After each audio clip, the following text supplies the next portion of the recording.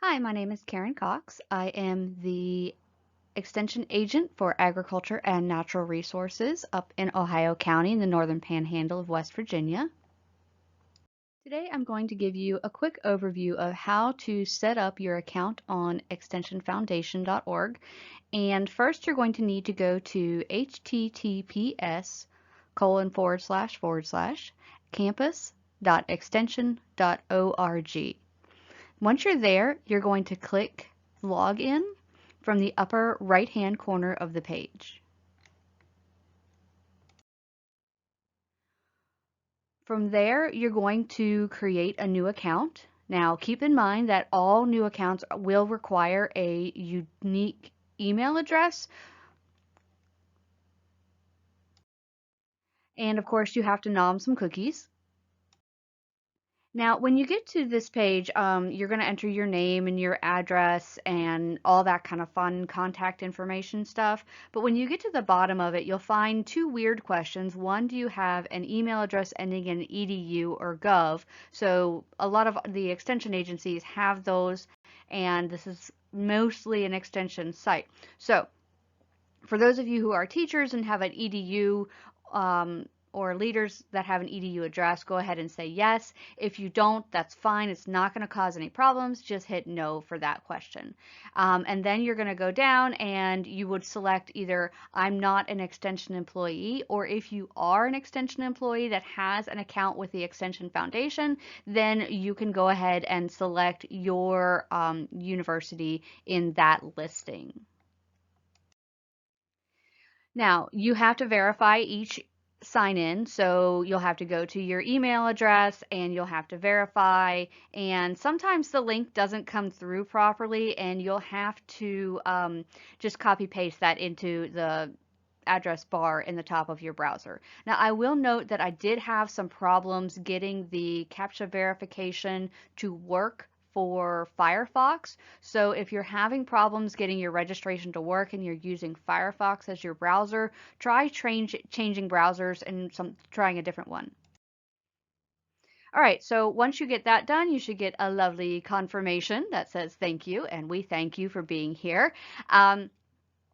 And then you're going to get the opportunity to take a tour. And we really do recommend that you take that tour so that you get an idea of how the site functions or where to find things. It'll just make life a little bit easier. So hopefully you have a couple minutes and you can go through that tour.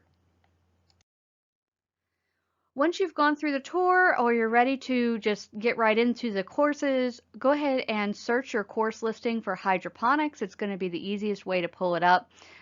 It's the only hydroponics on the site, so it should be pretty easy to find. Once you do that, you should get something that looks like this. From this page, you're going to click on that blue word, and it will take you right into the course. Now, it is set up to allow you to self-enroll. There is a enrollment step that isn't showing up here because I'm the creator of the course and I can't get that to show up. But you will have to enroll in the course, and if you are a teacher or a 4-H leader, if any you're a parent even, and you're going to be running people through this, then you would sign in as an instructor, and that would give you the ability to do pretty much everything in the course. Now, if you are going to have your students go through independently on their own and set up their own accounts, then you would set them up as, or they would set themselves up as a student. A few things to note are on the left-hand side of the screen, you have the navigation. That's going to give you all of the base titles of the programs, and if you click the little arrows, it will expand those listings to show you each of the different activities that are included. You'll also find information about the course contacts, myself, Maya, and Lori, and if you just click on that, it will take you to our user details, and you will be good to go. Now, activities for each lesson are included on different pages. So you would collect or click on each of these title pages to get into the lessons for each of the screens.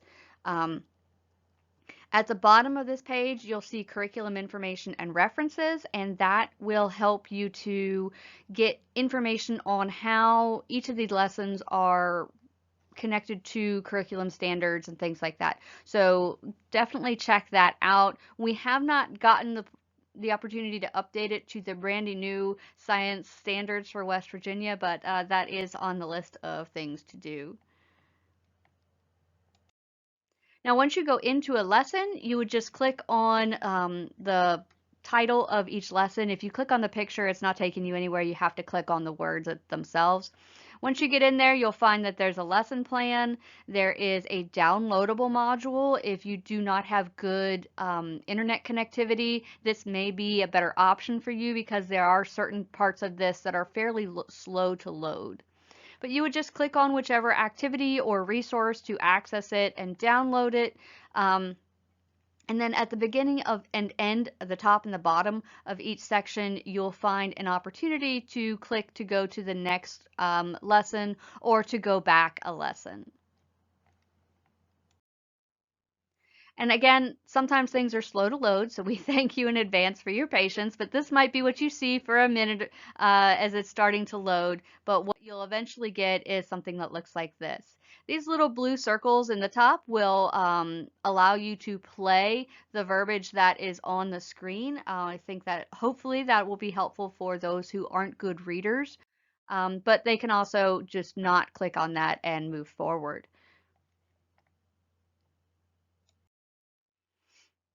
If you see a blue bar on the right side, that means you're going to have to scroll to get to all of the options. And you can, and some of the activities are drag and drop. So we have found doesn't work as well with a touch screen, so we do recommend a mouse for those activities. Now, for some of them, if you click on the little blue eye, it'll have extra information. And so you can expand the level of the lesson based on your students and their abilities from here. You can also expand the pictures to full screen. And so you can use the double blue arrows in the top right side of the screen or the double black arrows at the bottom right side of the screen. Now, we have found that depending on what device you use, sometimes the one set of arrows works and the other doesn't. So that if one doesn't work, just try the other one. Again, you can click on that blue eye and get more information, but even if you are in full screen, you may still have to scroll to get to the bottom and see the full picture. At the end of the presentation, they'll have a summary slide which will show the number of slides that were correct. When we initially developed this program, we were going to have each of the students be able to log in, but when we went to the national system, it made it a lot more difficult to do it that way. So it's now a teacher resource, so we encourage you to use those questions as interactive tools for your classroom to try to keep them engaged, and then you can show them, hey, this is how we did, or you can just skip this page altogether. So thank you again for trying our program. We're really excited to have you, and the project's been sponsored by a bunch of really great organizations and grants, and we look forward to hearing from you in the future. So best of luck, and thanks again.